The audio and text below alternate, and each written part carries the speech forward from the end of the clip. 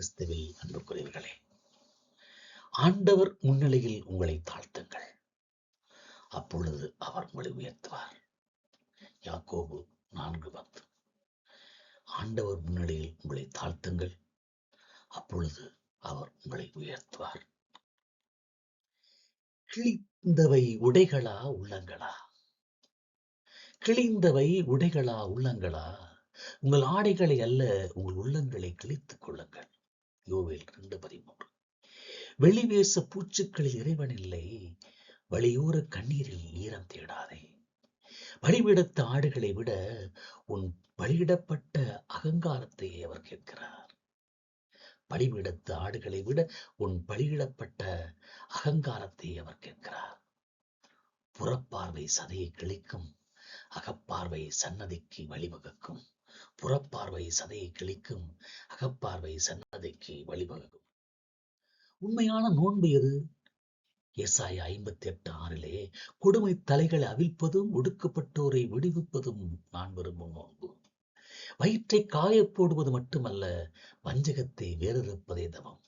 வயிற்றை காயப்போடுவது மட்டுமல்ல, வஞ்சகத்தை வேறறுப்பதே தவம். உண்ணாத 40 நாட்கள் அல்ல, உன் உள்ளத்தின் பகையில்லாத ஒரு நொடியே புனிதமானது.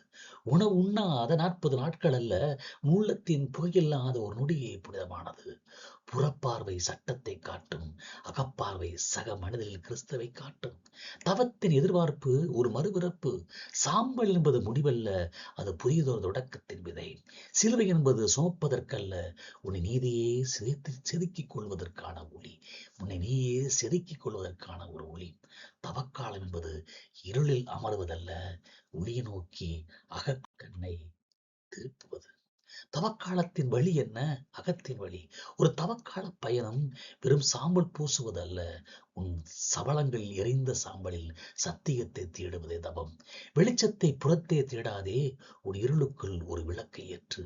வெளிச்சத்தை புறத்தே தேடாதே, உன் இருளுக்குள் ஒரு விளக்கை ஏற்று. தவக்காலத்தின் தன்மை என்ன? இது உள்ளை ஒருக்கும் காலம் அல்ல, உள்ளத்தை ஒருக்கும் காலம். இது உடலை ஒருக்கும் காலம் அல்ல, உள்ளத்தை ஒருக்கும் காலம். உணவை தவிர்ப்பது எளிது, ஆனால் உன் அகங்காரத்தை தவிர்ப்பதுதான் தவம். உணவை குறைப்பது எளிது, ஆனால் உன் அகங்காரத்தை தவிர்ப்பதுதான் தவம். பார்வையில் வெளியில் படர்வது பார்வை, பார்வை வெளியில் படர்வது புறப்பார்வை.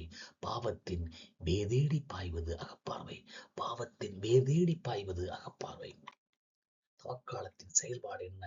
கிழிந்த ஆடைகளை தைப்பதல்ல, உன் கிழிந்து போன உறவுகளை தைத்துப்பார். கிழிந்த ஆடைகளை தைப்பதல்ல, உன் கிழிந்து போன உறவுகளை தைத்துப்பார். தர்மம் என்பது கையில் கொடுப்பதல்ல, தன் நலத்தை சிலுவையில் அறைந்து விடுவது. தன் நலத்தை சிலுவையில் அறைந்து விடுவது. மன்னிப்பு என்பது பிறருக்கு செய்யும் உதவி அல்ல, உன் மனபாரத்தை இறக்கி வைக்கும் உன்னதம். தவக்காலத்தின் எதிர்பார்ப்பு என்ன? 40 நாட்கள் கடந்து போவதற்கல்ல, உன் பழைய மனிதன் இறந்து போவதற்கு. தவக்காலம் 40 நாட்கள் கடந்து போவதற்கல்ல, உன் பழைய மனிதன் இழந்து போவதற்கு. அழுகை என்பது கண்ணீரில் முடிவதல்ல, அன்பின் செயலால் அகிலத்தை மாற்றுவது. கல்லறைக்குள் தேடாதே உன் கடவுளை, காயப்பட்ட மனிதனின் கண்ணீரில் தேடு. கல்லறைக்குள் தேடாதே உன் கடவுளை, காயப்பட்ட மனிதனின் கண்ணீரில் தேடு. புறப்பார்வை உன்னை உலகிற்கு காட்டும், அகப்பார்வை உன்னை உனக்கே காட்டும். புறப்பார்வை உன்னை உலகிற்கு காட்டும், அகப்பார்வை உன்னை உனக்கே காட்டும்.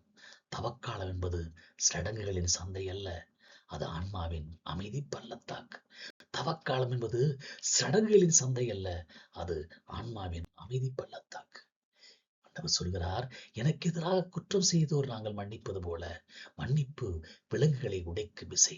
மன்னிப்பு என்பது பலவீனத்தின் அடையாளம் அல்ல, அது பலமானவன் சுடும் அன்பின் மகுடம். பகைமையை சுமந்து நடப்பது நெருப்பை சுமப்பது போல, மன்னித்து விடுவது அந்த நெருப்பை அன்பனும் நதியில் ஆழ்த்துவது போல. சிலுவையில் நுனியில் சிதறிய வார்த்தை, தந்தையே இவர்களை மன்னியும் என்று. சிலுவையின் நுனியில் சிதறிய வார்த்தை, தந்தையே இவர்களை மன்னியும் என்று. மன்னிக்க தொடங்கும் நொடியில் உன் இதயம் காயங்கள் ஆறத் தொடங்கும். மன்னிக்க தொடங்கும் நொடியில் உன் இதயத்தின் காயங்கள் ஆறத் தொடங்கும். மறக்கத் தொடங்கும் நொடியில் உன் ஆன்மா சிறகடித்து பறக்கும். மறக்கத் தொடங்கும் நிலையில் உன் ஆன்மா சிறகடிக்கு பறக்கத் தொடங்கும். இரக்கமுடையோர் பேறு பெற்றோர், ஏன் அவர் இரக்கம் பெறுவர் என்கிறார் ஆண்டவர். இரக்கம் கடவுளின் முகவரி. இரக்கம் என்பது பரிதாபப்படுவதல்ல, பிறதுயரில் தன் துயரை காண்பது. கடவுள் எங்கே இருக்கிறார் என்று தேடாதே, காயப்பட்டவனுக்கு கரம் நீட்டும் உன் இரக்கத்தில் தான் அவர் குடியிருக்கிறார். கடவுள் எங்கே இருக்கிறார் என்று தேடாதே, காயப்பட்டவனுக்கு கரம் நீட்டும் உன் இதயத்தில் தான், உன் இரக்கத்தில் தான் அவர் குடியிருக்கிறார். நீ கொடுக்கும் ஒரு துளி இரக்கம் 1000 பலிபீடத்து வழிபாட்டை விட மேலானது. நீ கொடுக்கும் ஒரு துளி இரக்கம் 1000 பலிபீடத்து வழிபாட்டை விட மேலானது. சட்டம் கல்லறையை சொல்லும் போது உன் இதயம் மன்னிப்பை மட்டும் சொல்லட்டும்.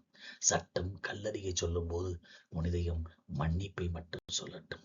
ஆண்டவன் வழியில் நடப்போம், அவருடைய ஆசிரியராய் மாறுவோம்.